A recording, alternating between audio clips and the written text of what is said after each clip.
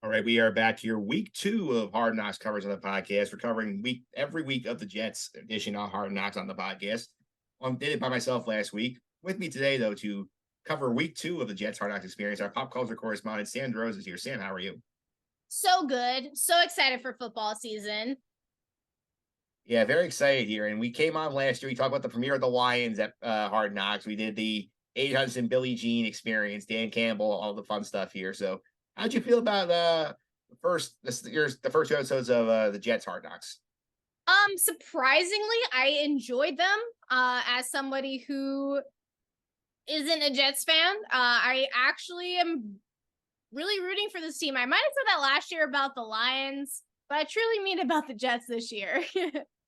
Yeah, the Jets have a lot of fun personalities. And I know that they embraced being on, they not want to be on the show initially. I feel like they've embraced it since they got picked and they've been having more fun with it.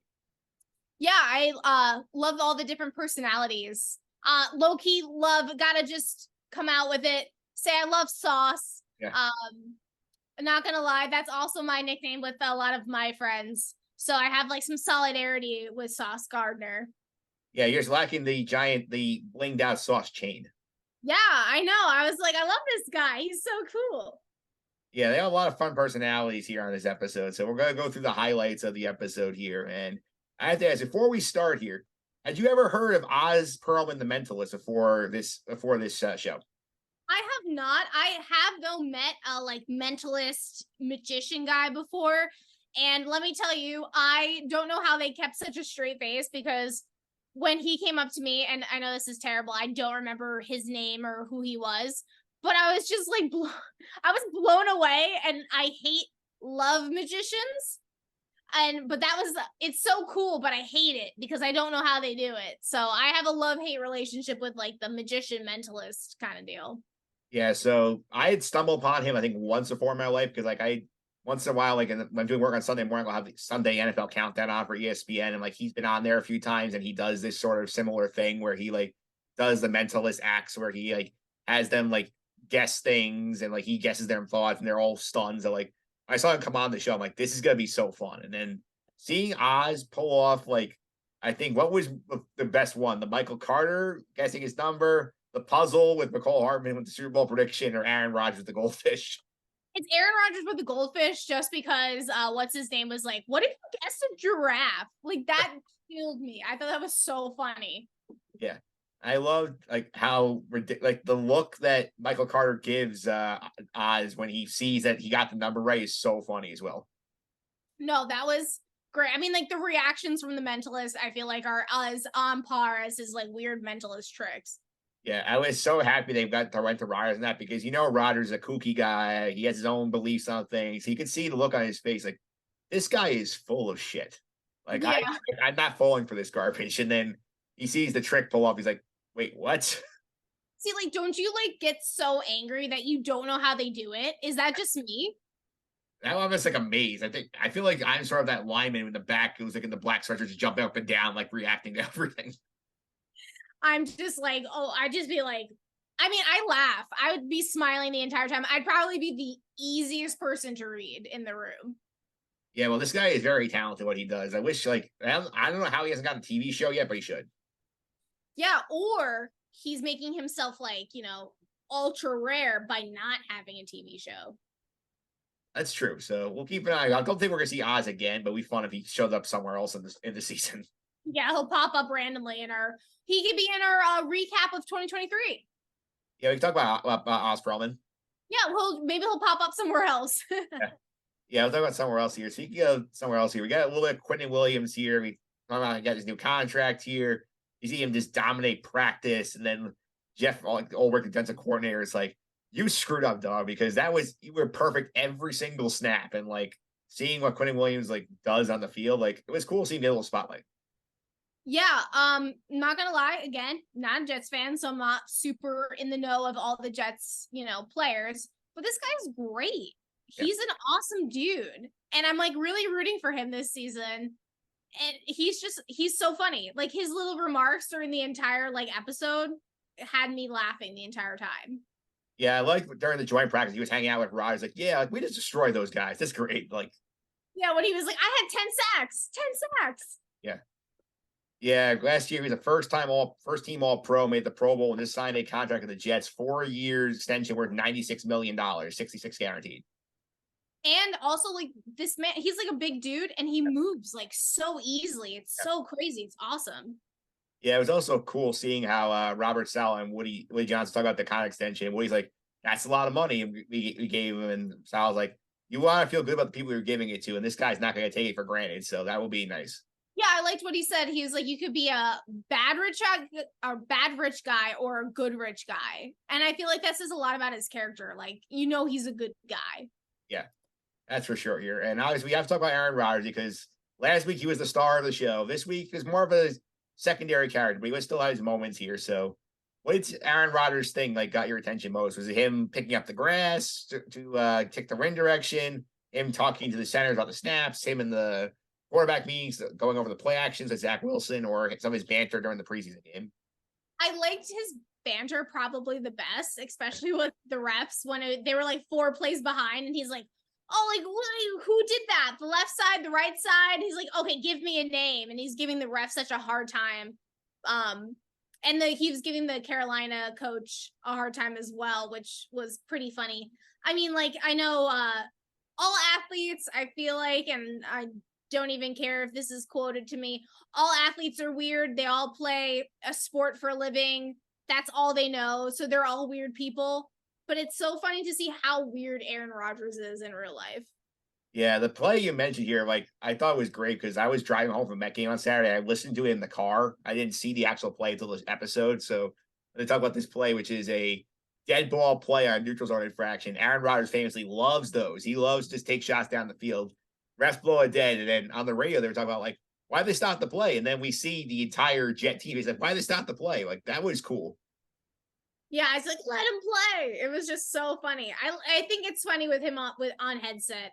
Yeah, I would love to hear just like unedited Aaron Rodgers headset banter.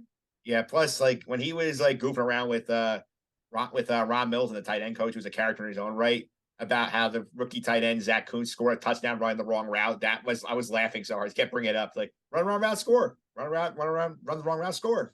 Yeah, I mean, hey, congratulations to your first major touchdown, but I just think it's funny. I like that he's just like, even though you do good, like you didn't follow the play. I like that he still calls you on your shit.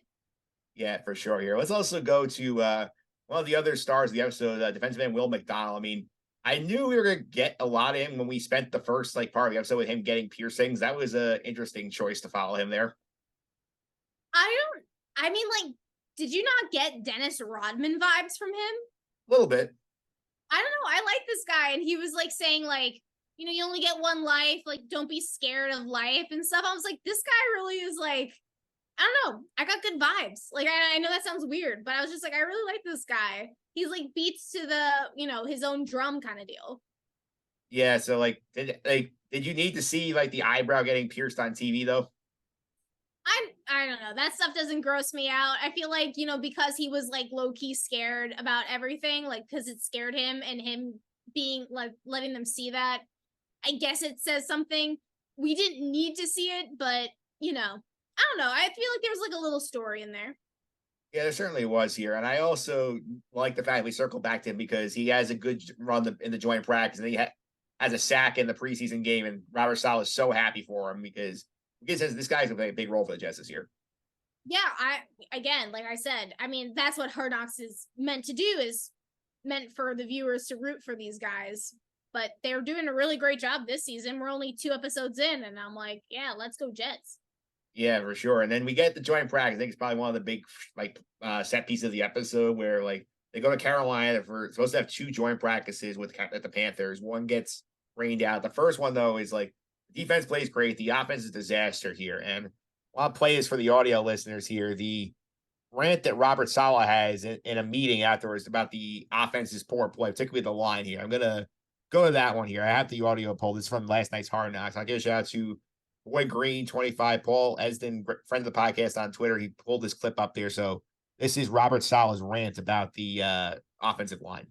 So last night, I went back in my office, I turned off my lights, and I would just watch a silent tape. All right, you guys know how important to me the silent tape is, because the silent tape represents who the fuck we are. Defense, Our style was all over this bitch yesterday. And it was awesome to see because that's our standard. That's who we are. All right. Offense. Guys, it was our first fucking opportunity to change the stink that's been in this organization for a very long time on the offensive side of the ball. You can have a Hall of Fame quarterback. You can have two $10 million plus receivers. You can have a reigning offensive rookie of the year. You can have all kinds of skill in the running back room. None of it fucking matters until the big boys up front change who the fuck we are. We as coaches, we as an organization can't want it more than you. And I'm watching that tape all night last night, trying to find something to show that we're fucking changing, and it didn't show, and it was our first op. And I'd love to say we got another practice, but you know what? It's like Sunday. You don't get Monday morning to go redo. It's getting your mind right to represent who the fuck you are every single fucking time you are on the fucking field. We'll fix footwork. We'll fix all that shit. But you can't fix shit until we know you're giving everything you got. Making it fucking hurt, straining and fighting for everything you fucking got. Because we will go as you go. We proved last year that we're a 7-10 football team with a really fucking good defense and a mediocre offense. That's about what we proved. Flip that fucking shit. We don't get any more second chances. Okay, new term for me, number one, is the silent tape, which I never heard before, and this is something I talked about a lot last night, but obviously, considering how tight-lipped the Jets are about like their access here, I'm surprised something like this actually got on the show, because this is probably the most real Saleh's been on the whole show in terms of like how frustrated he is with the offensive line, like, because that's been a big theme in camp, is how bad the line has been most of the way through. Yeah. I don't know. It's so, what I like to see is you get goofy Saleh for most of the show, and then you get this like real serious head coach.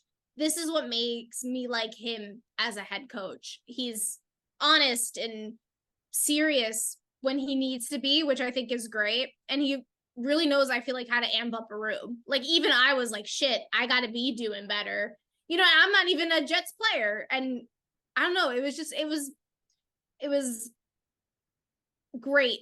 I don't know. I can't think of the words specifically. It's like, he's just like really on the nose about what's going on. Like, right? Like, as a head coach, you're not going to be like, oh yeah, no, we're good, but he's being honest and serious with these guys. And I think that was a great way to phrase it. And, you know, not going too far forward into the episode, I feel like that speech really helped them in the game that they played against Carolina. Yeah, that's something you like to see too, because obviously as a team, that's one of their biggest issues as a team right now is the offensive line play, specifically the two tackle spots, because they've had a lot of injuries out there. And it's nice to see that, like, this annoys him that they're not getting it right. And it's a Jet fan, like, I feel very encouraged. Like, you know, like, he cares enough that he knows that he emphasized early on, this needs to get fixed, otherwise it's not going anywhere. No, exactly. I mean, it's funny too, because in these two episodes, I forget, at least as a Jaguars fan, how good the Jets defensive line is. It's crazy. It's like you guys have probably the best defensive line, I feel like, in the league. Yeah, a point that he bragged about with Frank Wright quite a bit. Yeah, and it you know, it only takes you 50% of the way. Yeah, certainly true. And then in between this and the preseason game, we get the rookie show, which last year we got Aiden Hudson singing Billie Jean, which is an all-time moment here. Yeah. What the hell were these rookies doing? Well, I mean, I'm not a teacher, so I don't know the name of the thing. It felt like one of those like weird quizzes you take. Like, yeah.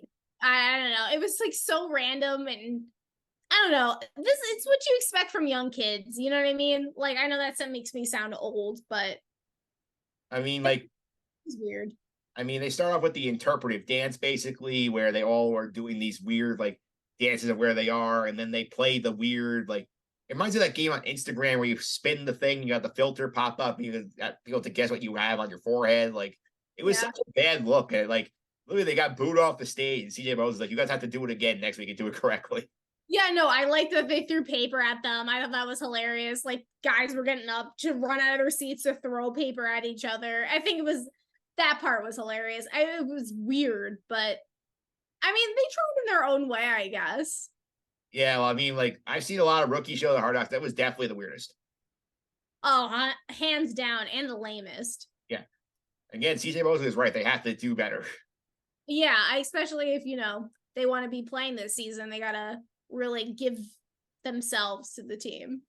Yep. And then we go forward. Most of the rest of the episode is the second preseason game is Carolina. They win 27-0 here. Anything stick out for you from the preseason game stuff? I mean, not to, I'm going to feel like I'm going to sound repetitive on this podcast, but, McDonald really killing it. Yeah, McDonald was great in that game. I did think, obviously, sideline Rodgers is always also very good. And Robert Saleh's pure glee at Will McDonald just like making plays is fun. Yeah, I like that Saleh is just so excited for these rookies to do like their first, sack, their first touchdown. It's like it just makes him feel like he's just, he's really rooting for his teammates, or not his teammates, but his guys. Yeah, it's crazy because like there's so much stuff going on. They can't turn them their personalities they haven't even gotten to yet. The episodes are almost an hour long each week, which is also insane. Yeah, I'm really excited to meet all these other players. I mean, there are some guys who I'm shocked have not gotten much airtime yet. I mean, like the Michael Clemens, we saw a little bit of him early in the episode when like they had the fight at practice. He was in the middle of it here. Like that dude is intense, and like I cannot wait till they dive into him a little bit. Yeah, I mean, I really enjoyed in the episode those fights. Like they're really into it.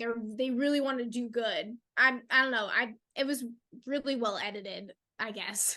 Oh, remember that one because when I tease out what I'm expecting to see next week. The fight thing will definitely come back. Yeah, I mean, like I didn't play football unfortunately because I really feel like I'd be a great football player, but me being 5'2" probably didn't do so hot for me. But I don't know. It's really, I don't know. I'm just really excited for the rest of the season. I am too here. So let's write out. Who is the MVP of the week for you? Who is the best? Again, to sound repetitive, Will McDonald. I mean, you really showed him as a person. Like he's very independent. He's very like true to himself, and he gets the job done. I feel like he was a great MVP for this week. I'll give it to Saleh for the speech after the practice. I'll give it to him for his encouragement of Will McDonald. Like, when he has his stuff. And I think you saw the speech work. They came out, they had a great practice. They played great in the preseason game. Yeah, I mean, sometimes you just need that wake-up call to like, check yourself. You gotta like stay true. You gotta do what you need to do and some more. That's like the one thing I like, I think in the first episode that they spoke about. They're like, okay, so you did this and then what? Kind of do like, you could do your job, but if you do 10% more, you'll do better than everybody else, which is one of the themes that I use in my own life. Yeah. So I will mention Jeff Ulbrich, defensive coordinator, who like always has fun listening to his speeches in the meetings to the defensive players. Yeah. I did really enjoy I'm excited for more film references. Yeah. That's what I'm looking forward to, I think, most of the season. Yeah, that was the credit scene was them like talking about old movies and Leslie Nielsen. That was funny too. Yeah, I mean, they were talking about like Goldmember last week. I was like, I love this guy. He knows some good movies. Yeah, Nathaniel Hackett, like who famously they touched us a little bit last week when he was for the controversy. Sean Payton basically throwing on the bus for the Broncos doing poorly last year. So that's how this spicy game week 5 when they play the Broncos in Denver. Yeah, I'm excited to see. I'll even tune into that Jets game. Yeah, for sure here, and we'll give a little tease ahead to what's coming up next week on this show. I think because there's lots they haven't covered yet here. Number one, I think now that Dalvin Cook is signed, I think we're going to get Dalvin Cook next week on the show because. They when he came to meet them in practice, they had the cameras there. The Hard Knocks crew was there. They followed Cook around. They included the episode. Now that he's here, I think we're going to get all that stuff next week. It's going to be an exciting one. I also think you talked about the fights earlier. They had a joint practice in Tampa Bay today on day of recording. Apparently, they had like 5 or 6 fights break out during that practice. So you're going to definitely get more fights next week. Well, I'm excited for that then. Yeah, and the O-line issues are going to come back because the O-line had a very bad day in that practice. Well, they said at one point like Rodgers got like sacked 6 times in like a 10-play sequence. Oh man, I love that he argued every time he got sacked too. Yeah, so past week. Yep. So that's what was got. I think we're getting those things for sure next week in the show. I think we might get some more of these characters and whatever random thing Rodgers does next week's gonna be fun. They're gonna put it in the show. Yeah, well, I'll definitely be sticking around for the rest of this season. Yeah. This is also a great image rehab for Rodgers. He's had a rough PR run the last like year and a half. This is definitely doing good to boost his image. Oh, 100%. I mean, they've only shown him in such a nice light. So hopefully, the media's been wrong about good old Aaron Rodgers. Yeah, this like brings us back to like Jeopardy, a little Aaron Rodgers. He was hosting and like having so much fun there. Oh, Jeopardy, Aaron Rodgers. What a classic. Yeah. What a classic here. And Sam, thanks for all the time. I really appreciate it. If you want to follow on social media, how can I do that? Well, you can find me at SDEROS6 on Twitter, SDerosa175 on Instagram. Honestly, just Google Sam Derosa. I say this every time. Just Google me. You'll probably find me somewhere.